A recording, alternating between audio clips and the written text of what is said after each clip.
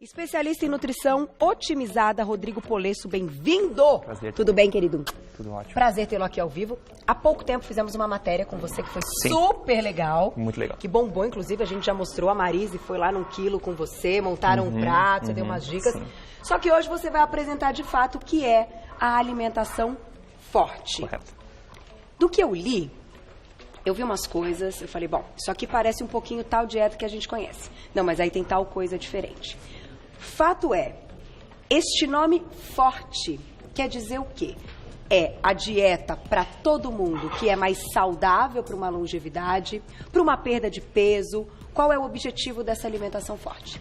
O grande objetivo é realmente forte no sentido de saúde. Porque tem uma grande uma concepção errada que as pessoas precisam emagrecer para ficar saudável, quando na verdade o que elas precisam é ficar saudável para poder emagrecer. Então o primeiro passo é focar em saúde, o emagrecimento vem como consequência natural. Sério? Vocês vão se surpreender com o que vocês vão poder comer nessa dieta. A mesa tá ali pronta, a gente colocou assim uns alimentos errados já de cara e o que é... Posso fazer o seguinte? Deixa eu virar as plaquinhas, não mostra. Não mostra. Não mostra, porque ninguém vai saber ainda o que é. Daqui a pouco nós vamos levantar a plaquinha. Pode mostrar que eu já virei a plaquinha.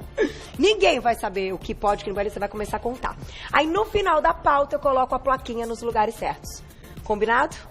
Então você vai adivinhando aí em casa. @VocêBonitaTV para vocês mandarem perguntas. Mais uma vez apresentando o especialista em nutrição otimizada, Rodrigo Polesso. Vamos lá. Em que se baseia a alimentação forte? Se baseia em comida de verdade. A gente está chamando hoje de comida de verdade, né? É basicamente reconectar as pessoas no conceito de comida de verdade. Tá, o que a natureza nos oferece e o que está próximo a nós, sem que seja no pacote. Exato. Hoje eu defino praticamente os alimentos em duas categorias. Um é alimentos de verdade e o outro é o que eu chamo de substâncias comestíveis, que são alimentos processados, refinados, modificados. Tá. Esse tipo de alimento. Vamos falar primeiro, então, dos alimentos. Como que você falou? Substâncias comestíveis. Substâncias comestíveis. Não são alimentos, então. São... Exatamente. Para você essa são ideia. substâncias comestíveis. Exato, quais seriam eles? Existem vários, mas geralmente vem no pacote refinado, por exemplo, os farináceos, os açucarados, os processados, os modificados geneticamente, né? Tá. Então, tudo isso a gente vai falar também sobre três grandes exemplos aqui desses alimentos também depois. Tá. Então, são esse tipo de alimentos que, basicamente, a ciência mostra que são responsáveis pela grande explosão de problemas de obesidade, síndrome metabólica e outras doenças também, né? Então, reconectar as pessoas ao que são alimentos de fato, de verdade, que são as outras opções que a gente tem para mostrar hoje. Então, só que aí, vamos dar uma passeada na nossa mesa, que tem algumas coisas interessantes por aqui. Por que eu te disse que me pareceu, assim, de início, quando eu olhei alguma dieta que a gente já falou aqui? Me lembrou muito a dieta paleo, né?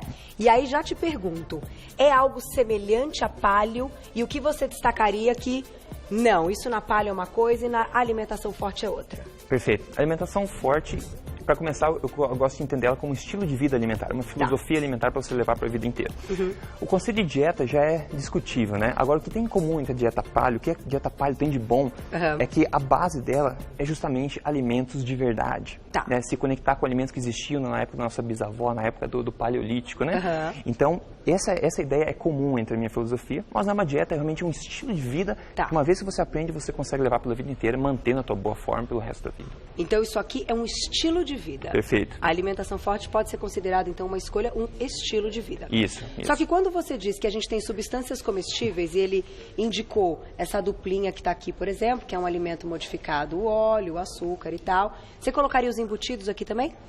Muitos dos embutidos, sim, porque eles têm substâncias comestíveis neles, como conservantes e outras coisas que ajudam a manter por longo período de tempo, né? Então, eu colocaria também. Aqui nesse colocaria também, a maioria deles, né? Os que não são naturais, como eram feitos nas fazendas, mas feitos pela indústria, por exemplo, eles têm vários ingredientes que a gente vê que não são alimentos reais, são componentes químicos, coisas para conservar ou melhorar o sabor artificialmente também. Então, esse tipo de coisa a gente não sabe muito como o metabolismo vai aceitar.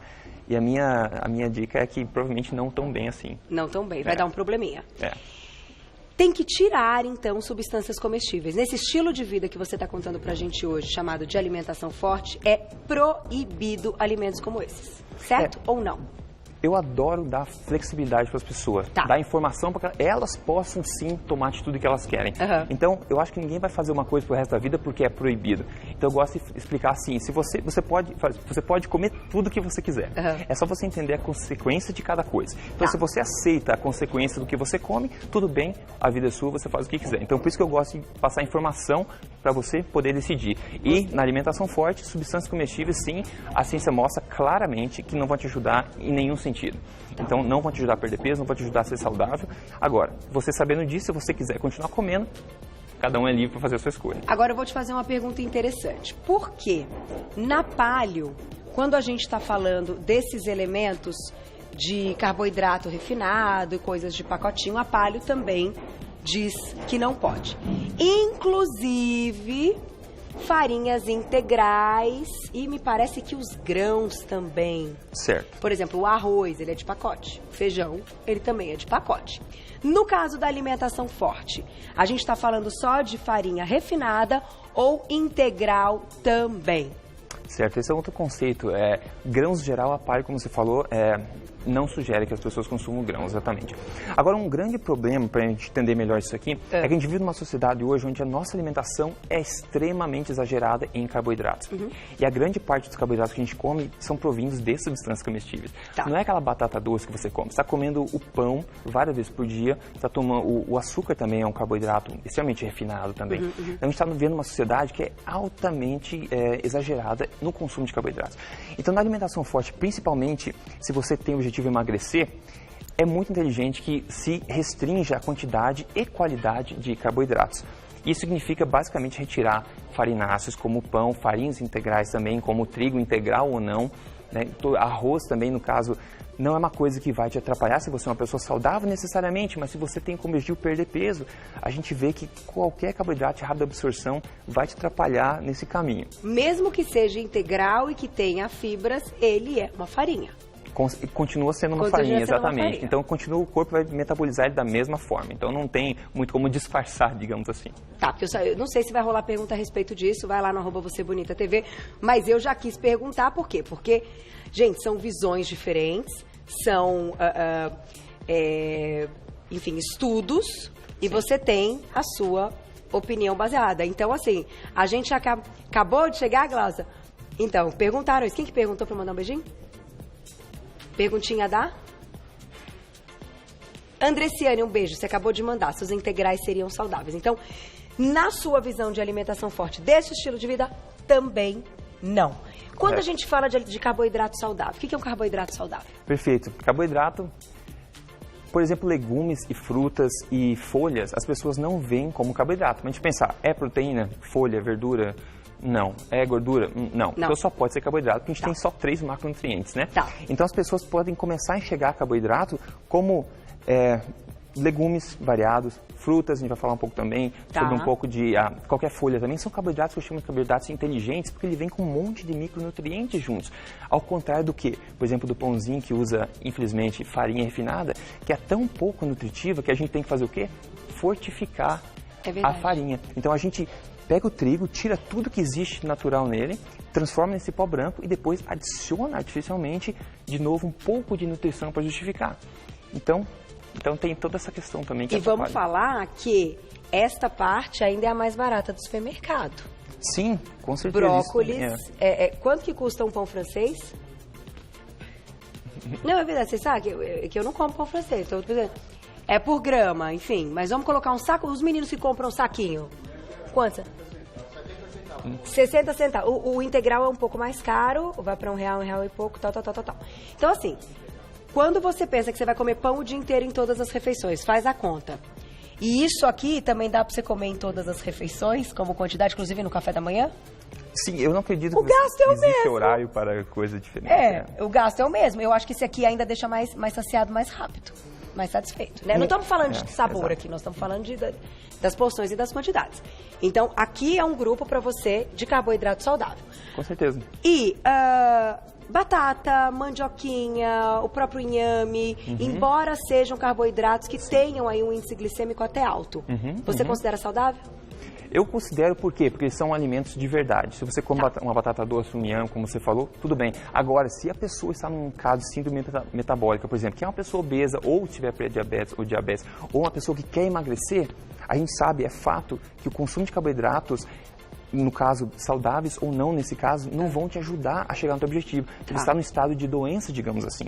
Então, você consegue, a gente vê na ciência claramente que você vai ter mais benefícios ao reduzir a quantidade de carboidratos densos, que eu chamo, por mais saudáveis que eles sejam, como, por exemplo, o arroz ou a batata. E claro, o pão seria, e açúcar seriam as primeiras coisas que você poderia se beneficiar tirando. Se o teu objetivo é emagrecer. Agora, se você está saudável, sua saúde está tranquila, a tua boa forma está em ordem, eu não vejo problema nenhum em consumir, por exemplo, a batata, um inhame, se você gosta de alimento. Que é um alimento de verdade, é um alimento real que existe desde o princípio da natureza, né? Que a natureza dá de presente pra gente, Exatamente. Né? A gente ainda não entrou nas gorduras, vocês viram que eu tô indo pelos grupos, né? Daqui a pouco a gente fala da proteína, o que pode, o que não pode, porque eu tô vendo um queijão amarelo aqui na mesa. A gente vai adivinhar se ele entra, se ele não entra nesse estilo de vida. Agora a perguntinha do público, vamos ver quem escreveu pra gente, olha lá. Um beijo, Vera, obrigada. Ouvi dizer que o óleo de coco não faz bem para quem tem gordura no fígado. Isso é verdade? A gente diga lá. Correto. Bom, a minha opinião no caso, eu gosto muito de defender o que a ciência mostra, o estado corrente da ciência, porque contra fatos não tem argumentos, né? Então, o que a ciência mostra hoje sobre o óleo de coco, a gente sabe que ele é alto em gorduras saturadas, e gorduras saturadas vem sendo demonizada há muito tempo, né? Só que não existe base científica nenhuma para comprovar qualquer associação de verdade entre o consumo de gorduras saturadas, que é algo natural no mundo, e problemas de saúde. Inclusive, as pessoas não sabem que qualquer alimento que contenha uma gordura, qualquer que seja, qualquer alimento que contém gordura, contém necessariamente as três. A saturada, a monoinsaturada e a poliinsaturada. Então, ela vai estar em todo lugar, inclusive no leite materno, inclusive no azeite de oliva, na carne, em toda sempre tem um pouco das três. Sempre tem. Mesmo que uma sobressaia. Perfeitamente, perfeitamente. Então a gente pode pensar assim, será que a natureza colocaria um veneno dentro de todo alimento que, né? Então já não faz sentido se a gente pensar evolutivamente, também já não faz sentido. E no caso da doença hepática gordurosa não alcoólica, que no caso é gordura no fígado, que hoje em dia é tão comum, é um mito acreditar que isso é causado pelo consumo de gorduras naturais. A gente sabe cientificamente que isso é causado pelo excesso de consumo de carboidratos refinados. Aí, ó, gente, vai prestando atenção. Pode falar, tu pode falar. O teu fígado ele fica com insensibilidade à insulina por causa do estímulo constante desse tipo de substância comestível que você está ingerindo, que são os carboidratos refinados.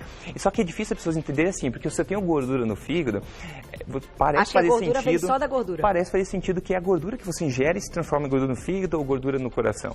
Não, na verdade não é isso. Quando a gente analisa o mecanismo, como funciona dentro do corpo, a gente vê que realmente são os carboidratos refinados, substâncias comestíveis que estão estimulando o seu fígado a ficar insensível à insulina e produzir essa gordura e começar a armazenar essa gordura nele também. Fantástica explicação, estou compartilhando das suas ideias, estou gostando muito disso.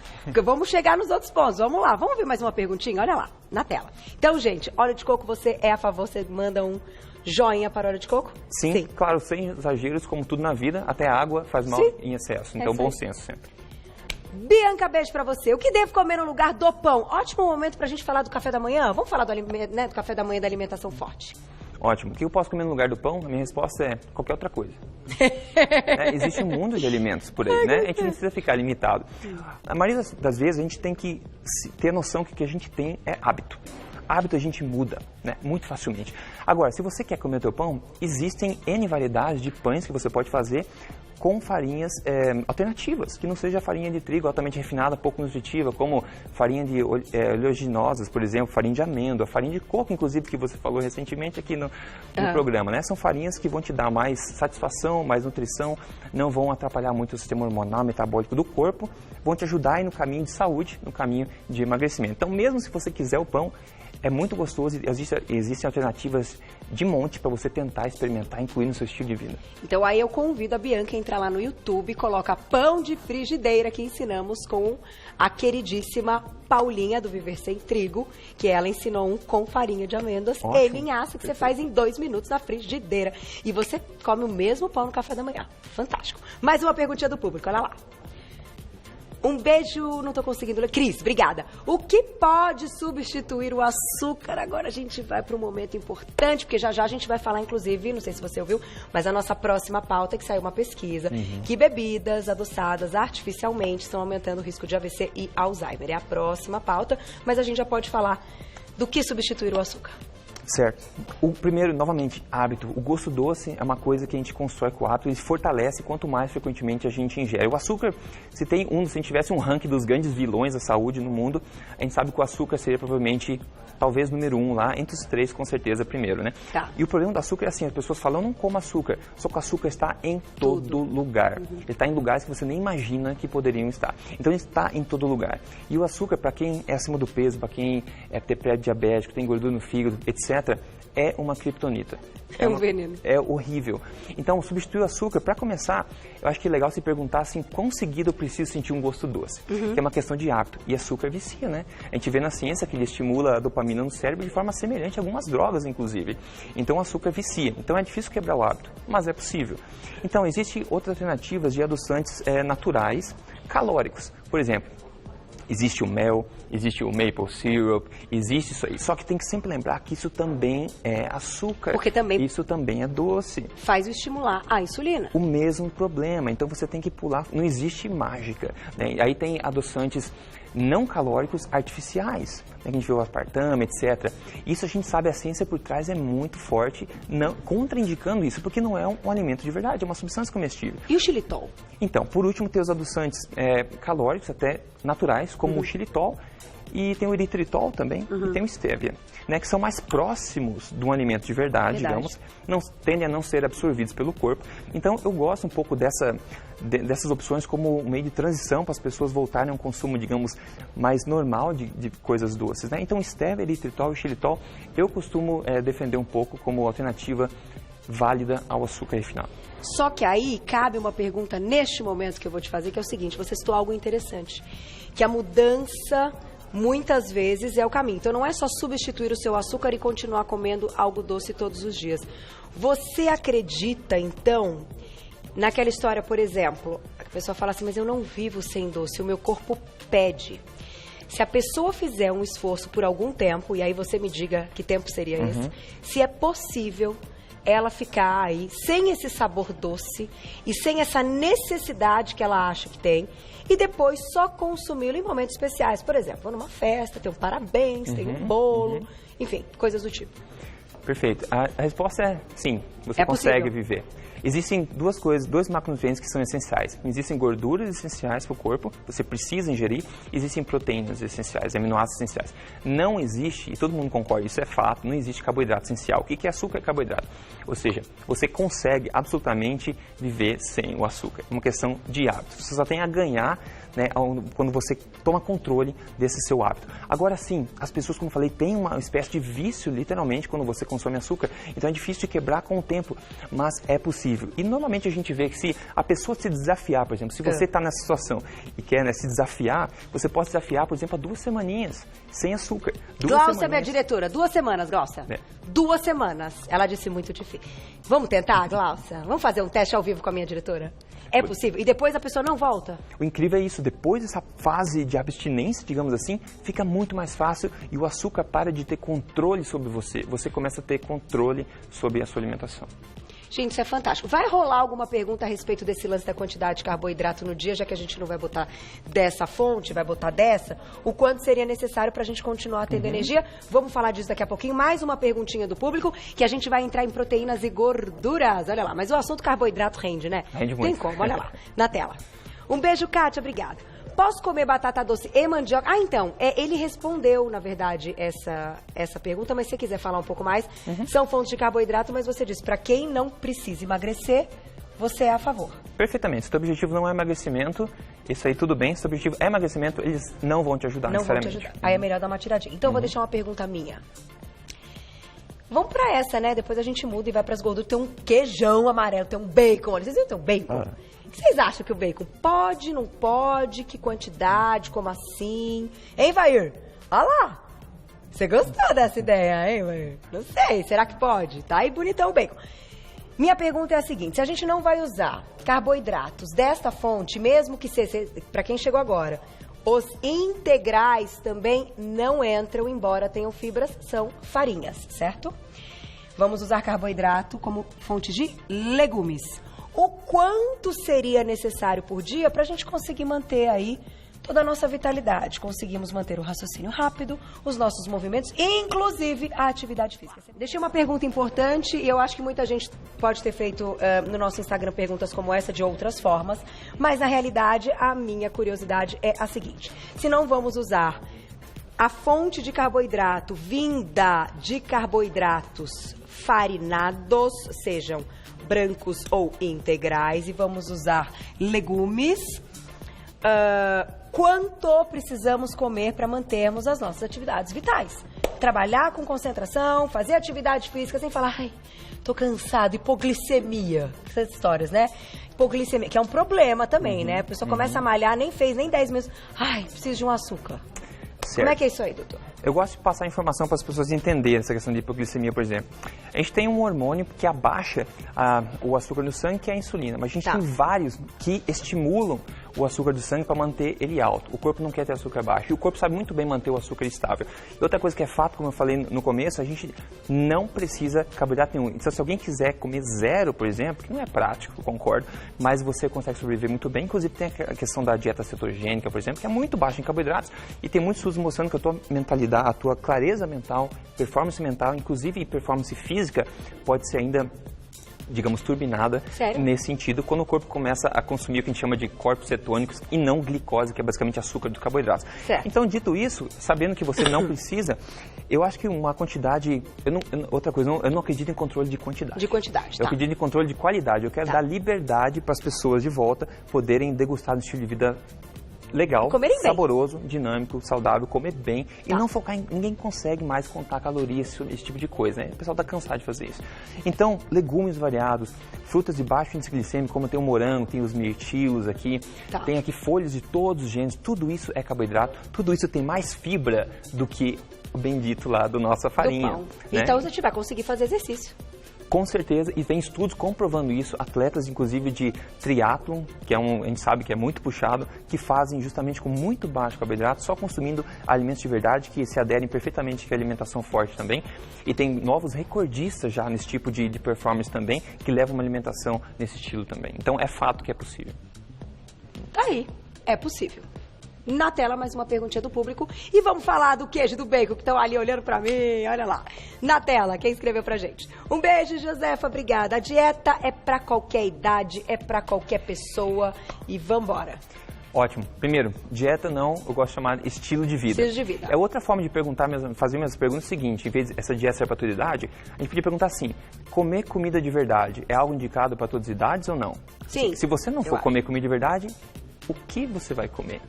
Então, acho que a resposta é direta já, né? Então, comida de verdade é o que sustentou a espécie humana pelo todo o desenvolvimento, toda a evolução da espécie durante milhões de anos. E continua sendo a melhor opção pra gente. Prova disso é que só na fase moderna, agora na sociedade, a gente tem os refinados, processados, e só agora que a gente está com níveis recorde de doença, obesidade. Isso nunca aconteceu no passado. Inclusive, Alzheimer, cânceres, várias coisas que são ligadas à mesma raiz do problema, que é a problema de sensibilidade à insulina, né, e síndrome metabólica. Então, basicamente isso. E aquelas gordurinhas que estão ali, qual é a sua opinião sobre esse estilo de vida quando a gente fala de gorduras? Gorduras naturais sempre fizeram parte da alimentação humana durante toda a espécie, né? Toda. E nós precisamos, obrigatoriamente, de gorduras. Então, até nos Estados Unidos agora estão começando a mudar, eles retiraram, por exemplo, limites que tinham colocados artificialmente no passado para limitar o consumo de gordura, por exemplo. Então, elas são super bem-vindas. Gorduras não estimulam a insulina no sangue. Elas são gorduras naturais, né? A procedência das carnes também importa. Só que o ótimo não pode ser inimigo do bom. Então, se você não tem acesso a um salmão fresco, super lá, sem ser de fazenda, sem antibiótico, não sei o quê, isso não significa que a melhor alternativa para você é o pão. Uma alternativa pode ser um salmão ainda assim, que não seja perfeito, ainda melhor alternativa. Melhor. Com certeza. Tá. A carne e o queijo? O queijo, para quem tolera a lactose, é um alimento muito nutritivo, rico em gorduras sim, gorduras saturadas também, e também proteínas de todos os jeitos. Agora, sobre gorduras saturadas, é legal de falar alguma coisa interessante. O azeite de oliva, todo mundo pode discordar de gorduras. O azeite de oliva é meio que universalmente aceito como bom, porque ele é rico em gorduras monoinsaturadas, que todo mundo tende a defender na ciência. Agora, o que pouca gente sabe, por exemplo, é que 100 gramas de bacon, né, que é tão demonizado por aí, tem a mesma quantidade de gordura saturada que o azeite de oliva oliva. A pessoa, peraí, o azeite de oliva tem gordura saturada? Sim, tem. Então, em torno de 14%, que é o mesmo do bacon. Uma colher de sopa de azeite de oliva tem a mesma quantidade de gordura saturada do que um pedaço de bife de porco. Só que as pessoas não sabem disso. E aí elas comem o azeite, mas não comem o porco. Como é que uma coisa pode ser vendida e saudável, né, por todo mundo, e a outra é demonizada só porque é uma gordura, digamos, animal? Não faz sentido nenhum. Mas é tudo assim, porque na paleo é liberado, né? Você pode comer gordura e tal, aquele lance você come só quando você tem fome. Neste caso, você tem aí uma consideração, um limite para esse consumo? Não acredito em limite. Por quê? Porque durante toda a história humana, a gente sempre confiou na nossa fome e na nossa saciedade. Como seres humanos, nós nunca precisamos calcular nada para se alimentar, até nos últimos, sei lá, 50 anos, né? Então, eu acredito em comer qualidade até você se satisfazer, prestando atenção no seu corpo, no que ele sinaliza para você sobre saciedade, sobre apetite, respeitar esses nossos mecanismos que funcionaram tão bem por toda a nossa história. Então, eu não acredito em controle artificial de quantidade, eu acredito sim em qualidade. Com uma pequena ressalva, quando a gente fala, por exemplo, que gorduras naturais fazem bem, isso significa que você tem que chutar, né, a barraca e exagerar. Por exemplo, só comer fritura, por exemplo. Exagero é exagero em todos os aspectos. Então, bom senso, né, e depois aproveitar todos esses alimentos que a natureza criou pra gente. Olha, tem mais uma perguntinha, Glaucia, que eu vou falar. Até porque, agora, eu achei interessante, o abacate, gente, depois que eu comecei a comer abacate, eu sou uma pessoa muito mais feliz. Eu não consigo a versão dele natural, assim, docinho. Eu preciso bater com cebola, com alho e deixar ele salgadinho. Mas eu sou uma pessoa mais feliz depois que eu comecei a comer abacate, certamente. Sim. Mas uma coisa é fato, né? Se você colocar uma colher de azeite e colocar na boca, você não consegue colocar várias colheres de azeite. Exato. Então, por isso que o limite... Agora, se você colocar o leite condensado, você não consegue várias. Então, eu entendo bem o que você está dizendo, que não tem limite daquilo que é bom, porque o nosso corpo não vai conseguir consumir de uma forma exagerada, como o que é ruim. É muito que loucura difícil. Isso, né? É uma loucura, mas é verdade. Exatamente. Vamos só responder essa perguntinha que é legal, as meninas sem dúvidas, e é super importante na tela. Olha lá. Um beijo, Alexandra, obrigada. Posso fazer essa dieta no pós-parto quando a gente está falando de um momento de amamentação? Importante essa pergunta. A gente mantém nutrientes, tirando esses bonitões aqui da nossa vida?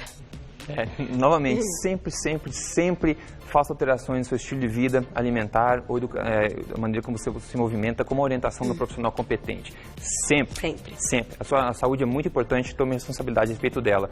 Agora, a minha pitada nesse assunto é o seguinte: o que mais pode ser mais nutritivo, né, para uma mãe, para um ser humano em qualquer situação da vida, do que os alimentos mais nutritivos da terra, por exemplo? Nada do lado dos alimentos errados aqui, por exemplo, o açúcar, óleo vegetal, os farinados, refinados, nada que chega nem perto em concentração de micronutrientes, vitaminas, minerais, do que esses alimentos de verdade que a mãe natureza fez pra gente, né? Então, eu acho que a melhor tacada em qualquer fase da vida das pessoas, em qualquer situação, é sempre colocar no corpo alimentos que o nosso organismo sabe metabolizar e que são os mais nutritivos da face da Terra. E esses, sem novidade, não são feitos na indústria, foram feitos por milhares de anos pela nossa mãe natureza. Tá aí. Eu só posso agradecer Rodrigo Polesso, especialista em nutrição otimizada. Eu não sei disfarçar e, como eu já disse, quem me conhece, eu estou há 7 anos apresentando Você Bonita. Eu não sou uma apresentadora passiva, eu acho que a gente tem que colocar discussões, rever sempre a visão das pessoas. Eu acho que isso assuntos gera informação e faz a gente pensar. Eu estou encantada com a sua aula, eu estou muito feliz, porque eu pratico o que você contou, então eu tô realmente muito feliz em saber que isso é muito legal. As pessoas têm direito de saber, na verdade. Quando eu coloco lá nas minhas redes sociais que eu não como, eu sou muito criticada, então eu estou muito feliz que o profissional veio aqui e disse isso ao vivo. Estou muito feliz de verdade. Bom, faça o teste. Você disse no início a frase mais importante da pauta inteira. Você dá a informação, a pessoa escolhe se ela quiser. Perfeitamente. Certo? Eu vou passar o seu site, que lá tem um monte de coisa, você pode entrar em contato com ele, www.emagrecerdevez.com. Emagrecerdevez, tudo junto.com, nas redes sociais. Emagrecer de vez também, você vai achar Instagram, Facebook. Tudo. Arroba, tal, você vai lá, emagrecer de vez. Tá aí, sendo saudável, comendo comida de verdade. E na gravidez eu não comi esses negócios, não. Fui criticada. Mas agora, pra próxima, já tô com mais segurança. Obrigada, querida. Até a próxima.